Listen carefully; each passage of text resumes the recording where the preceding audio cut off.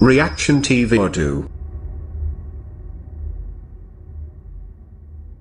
السلام علیکم ورحمۃ اللہ وبرکاتہ۔ ناظرین، ایک مرتبہ پھر آپ کا استقبال ہے ریئیکشن ٹی وی اردو میں۔ لیکن اسی کے ساتھ ساتھ میں ایک آج کے خطبے کی مناسبت سے جامع مسجد ابو بکر صدیق یاقوت پورہ حیدرآباد کے اس ممبر جمعہ سے اس بات کو بھی کہنا چاہوں گا، جو اگرچہ مجھے کہنے کا نہیں ارادہ تھا، لیکن ابھی ہماری کل کی پارلیمنٹ کے اندر طلاق ثلاثہ کے متعلق جو بحث ہوئی، طلاق ثلاثہ کی بحث تھی، یا ہمارے بعض ایسے نمائندے جن کے اندر بغض بھرا ہوا ہے، سلفیت کے تعلق سے جن کے اندر عناد بھرا ہوا ہے، دشمنی بھری ہوئی ہے، ان کی زبان پر بچاتے بھی ایسے جملے آ جاتے ہیں، ایسی باتیں آ جاتی ہیں کہ وہ ہمارے خلاف اپنی دشمنی کا اظہار کر دیتے ہیں، وہ اپنی باتیں کہہ جاتے ہیں۔ قد بدت البغضاء من افواہہم، دشمنی تو ان کی زبانوں سے نکل کر آ گئی، ظاہر ہو گئی۔ وما تخفی صدورہم اکبر، اور جو ان کے دلوں میں ابھی چھپا ہوا ہے وہ بہت زیادہ ہے۔ یہ بات قرآن کریم نے کہی ہے، منافقین کے بارے میں کہی ہے۔ اس امت کے آج کے منافقین بھی اسی قسم کی باتیں کہتے ہیں، اور ان کے دلوں کے اندر 100 سال سے 150 سال کی تاریخ میں دیکھا جائے تو دشمنی کی اتنی بھری ہوئی ہے کہ جس کی کوئی حد ہی نہیں ہے، اور وقتاً فوقتاً ظاہر ہوتی رہتی ہے۔ طلاق ثلاثہ پہ پارلیمنٹ کی بحث تھی، طلاق ثلاثہ پہ پارلیمنٹ کی بحث تھی، اس میں کسی جماعت کو، کسی مسلم جماعت کو، سلفیت کو یا کسی اور جماعت کو دہشت گرد قرار دینے کی کوئی قرارداد نہیں پاس ہو رہی تھی،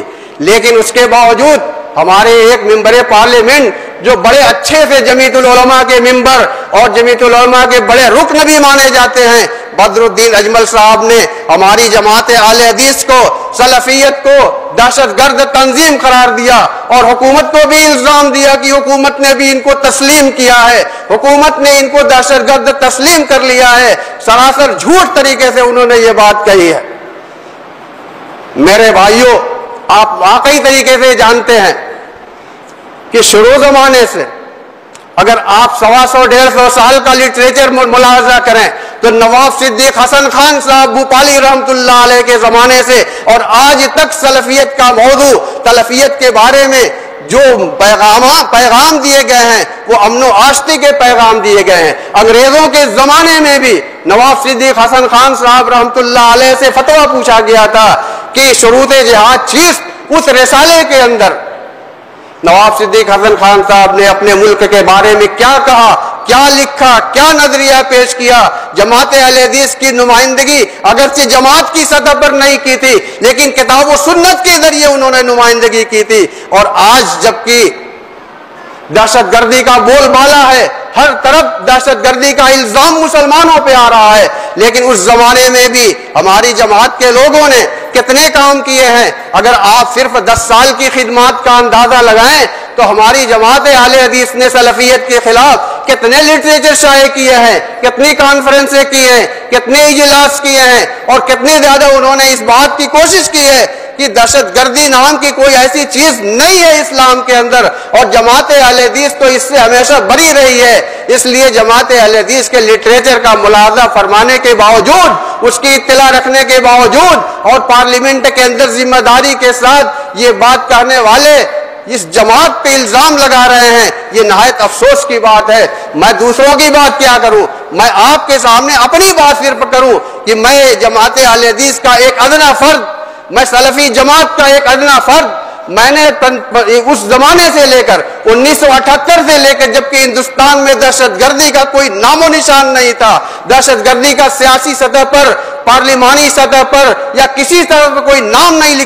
لیا جاتا تھا، اس زمانے سے میں نے اب تک کم سے کم 10 کتابیں اور 10 مقالے لکھے ہوئے ہیں، 10 کتابیں اور مقالے میرے شائع ہوئے ہیں، اور مختلف انداز سے شائع ہوئے ہیں، مختلف موضوعات جو دہشت گردی اور جہاد کا موازنہ کبھی کیا گیا ہے، کبھی دہشت گردی کی حقیقت اور اسلامی جہاد کی حیثیت دونوں کا تقابل کیا گیا ہے، کبھی قتل کی مذمت اس انداز سے کی گئی ہے اور قتل و قصاص کا حکم بیان کیا گیا ہے۔ میں نے 1978 کے اندر لکھا تھا قتل اسلام کے آئینے میں، قتل اسلام کے آئینے میں نے 1978 میں لکھا تھا، اور یہ کتاب کتنی بار چھپی، اور اسی کے ساتھ ساتھ اس کتاب کا ترجمہ کرنے والوں نے killing in the light of Islam کے ذریعے ترجمہ کر کے اور دنیا کے اندر اس کو پھیلا دیا، اور دنیا جانتی ہے کہ اسلام کے اندر قتل کا کیا حکم ہے۔ یہ لٹریچر جماعت اہل حدیث کے ایک ادنا خادم کی طرف سے، ایک ادنا فرد کی طرف سے آیا۔ اس کے بعد بہت سی کانفرنسیں ہوئی، بہت سی کانفرنسوں کے اندر جہاد اور دہشت گردی کے متعلق سے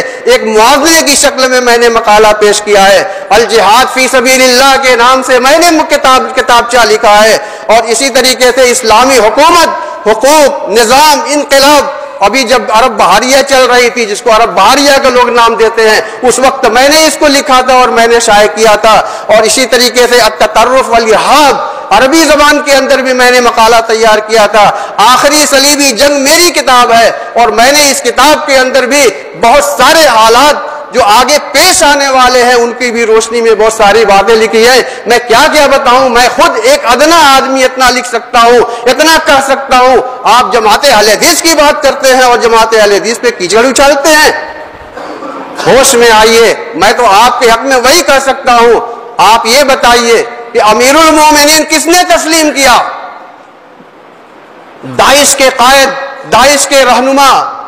نام نہاد خلیفۃ المسلمین یا امیر المومنین کو قائد کس نے تسلیم کیا؟ آپ کی جماعت کے فرد نے، ایک آل انڈیا نہیں انٹرنیشنل بین الاقوامی شخصیت نے خط لکھ کر جو ہے بیعت کی تھی۔ جیلوں کے اندر جو جن پہ مقدمات چل رہے ہیں اور جو جیلوں سے بری ہو رہے ہیں، وہ کون ہے؟ جماعت اہل حدیث کے افراد ہیں یا جمعیت العلماء اور اس سے منسلک افراد ہیں؟ آپ بتائیے دہشت گرد کون ہے اور دہشت گردی کے نام پہ کون پکڑا جاتا ہے؟ آپ بتائیے کہ یہ مقدمات جو چل رہے ہیں اور کون پیروی کرتا ہے، کون اس کے پیچھے بھاگ رہا ہے، کون اس کے لیے آوازیں اٹھا رہا ہے؟ وہ آپ ہی کے اپنے لوگ ہیں۔ اور اسی طریقے سے آپ تو ان افراد میں سے ہیں جن کے بارے میں آخری بات یہ کہہ سکتا ہوں کہ جو علامہ اقبال نے کہی تھی وہی بات آپ پہ بھی صادق آتی ہے۔ وہ بات یہ ہے کہ علامہ اقبال رحمۃ اللہ علیہ نے اس وقت اپنے زمانے میں کہا تھا، میں وہ شعر آپ کے سامنے پڑھتا ہوں کہ علامہ اقبال رحمۃ اللہ علیہ نے انہی لوگوں کے بارے میں کہا تھا، ایسے لوگوں کے بارے میں کہا تھا، عجم ہنوز نہ داند رموز دی ورنہ، عجم ہنوز نہ داند رموز دی ورنہ، زدیو بند حسین احمدی چے بلا جبیس،